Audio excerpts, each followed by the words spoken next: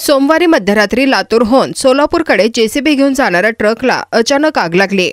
औसा गावाजवळील अजीम कॉलेजच्या परिसरात हा अपघात घडला।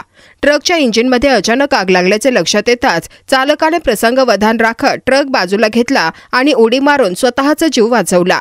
स्थानिक नागरिकांनी तत्काळ पोलिसांना माहिती दिली।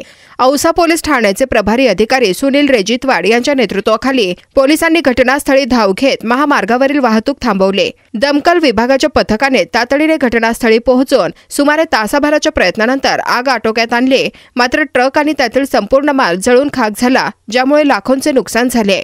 सुरक्षेच्या कारणास्तव हायवेवरील वाहने काही काळ रोखण्यात आली, त्यामुळे लांबच लांब वाहतूक कोंडी निर्माण झाली। आगीवर नियंत्रण मिळवल्यानंतर सुमारे 2 तासांच्या प्रयत्नानंतर महामार्ग वाहतुकीसाठी खुला करण्यात आला।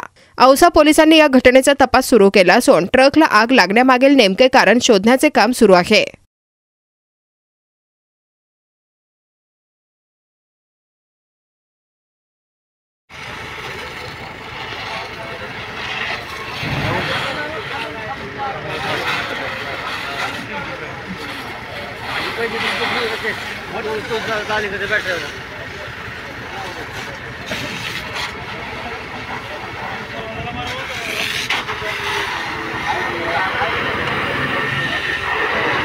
मान्यवर